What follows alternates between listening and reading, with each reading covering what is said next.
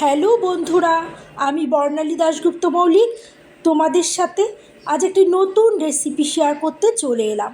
আজকে আমি তোমাদের সাথে শেয়ার করব গোকুল পিঠে রেসিপি। গোকুল পিঠে করবার জন্য প্রথমে পুরটা তৈরি করবার জন্য আমি এখানে নারকেল, খোয়া ক্ষীর, চিনি দিয়ে ভালো করে জাল দিয়ে নিয়েছি। আর নামানোর আগে একটু ছোটো এলাচ দিয়ে দিয়েছিলাম। সেটা ঠান্ডা হয়ে যাওয়ার পর গোল গোল বলের আকারে তৈরি করে নিয়েছি। এবার সেই শিরাটা তৈরি করবার জন্য আমি 3 কাপ চিনি, 3 কাপ জল দিয়ে তার সাথে ছোটো এলাচ দিয়ে ভালো করে এটাকে ফুটিয়ে নেব। এখানে বেশি চিনি দিলে পরে কিন্তু সেটা রসটা গোকুল পিঠের ভেতরে ঢুকবে না। তার জন্যে সমান সমান চিনি আর জলটা দিতে হবে। আর আমি ব্যাটারটা তৈরি করবার জন্য এখানে ময়দা নিয়ে নিয়েছি। আর একটু শক্ত হবার জন্য আমি এখানে 3 চামচের মতো চালের গুঁড়ো অ্যাড করলাম। আর স্বাদের জন্য আমি এখানে 1 চামচ ঘি দিয়ে দিয়েছি যাতে টেস্টটা ভালো হয়। আর আমি পুরো ব্যাটারটাই করব দুধ দিয়ে। এবার ভালো করে ব্যাটারটাকে তৈরি করে নেব। এখানে আমি আর চিনি দেব না, কারণ পিঠেগুলো ভেজে ভেজে আমি সব রসের মধ্যেই দেব। রসের মধ্যে থাকার পরে সেটা ভেতরে মিষ্টিটা ঢুকে যাবে। এই দেখো, ঠিক এইভাবে ব্যাটারটা তৈরি করতে হবে। এইদিকে আমার দেখো শিরাটাও হয়ে গেছে। 5 মিনিটের মধ্যে শিরাটা হয়ে যায়। চিনিটা গলে গেলে পরে এদিকে আমি তারপর শিরাটাকে নামিয়ে কড়াতে তেল দিয়ে দিচ্ছি, সাদা তেল। এবার আমি এক এক করে বড়াগুলো ভেজে নেব। আর বন্ধুরা, আমি আগেই বলে রাখছি যে ব্যাটারটা যেন বেশি পাতলা না হয়। দেখো, এরকম গোল গোল চ্যাপ্টা আকারে আমি পুরগুলোকে তৈরি করে নিয়েছি।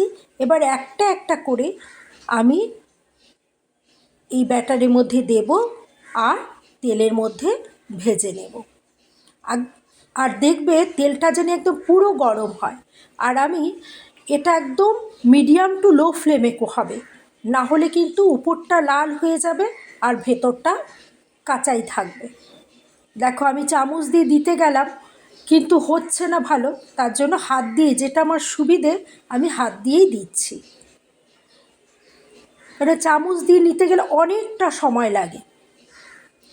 আর এটা খুব সাবধানে দিতে হয়। ভালো করে ব্যাটারের মধ্যে ডিপ করে নিয়ে তারপরে তেলে ভাজতে হয়।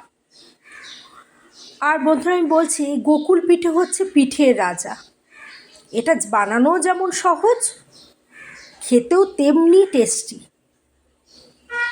তোমরা একবার হলেও, জানি সবাই পারো, কিন্তু আমরা এক একজন এক একভাবে করি, তো তাই আমি তোমাদের সামনে আমার রেসিপিটা শেয়ার করলাম।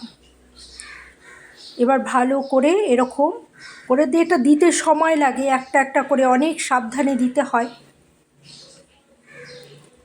তো শীতকাল তো প্রায় শেষ হতে চললো, তার জন্য আমি একটা পিঠে বাকি আছে, গোকুল পিঠে না, আর একটা বাকি আছে, আমি এখনও দুধ পুলি করিনি, ওটাও একদিন করব। এই দেখো, এইভাবে করে ভাজা হয়ে গেছে। এরকম করে আমি সোজা ভেজে ভেজে নিয়ে রসের মধ্যে, গরম রসের মধ্যে দিয়ে দেব। এইভাবে আমি সবগুলো পিঠেই ভেজে নেব।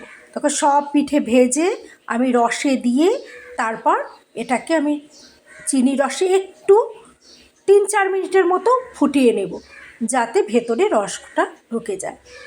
দিয়ে আধা ঘন্টা ঢেকে রেখেছিলাম। তারপর দেখো আমার রেডি, একদম নরম হয়েছে আর একটা পিঠেও ভাঙেনি। ভীষণ টেস্টি হয়েছিল। আবার বলছি, আমার রেসিপিটা যদি ভালো লেগে থাকে তোমরা লাইক, কমেন্ট, শেয়ার করে দিও। এভাবে করে পিঠে বাসি বেশি খেতে ভালো লাগে,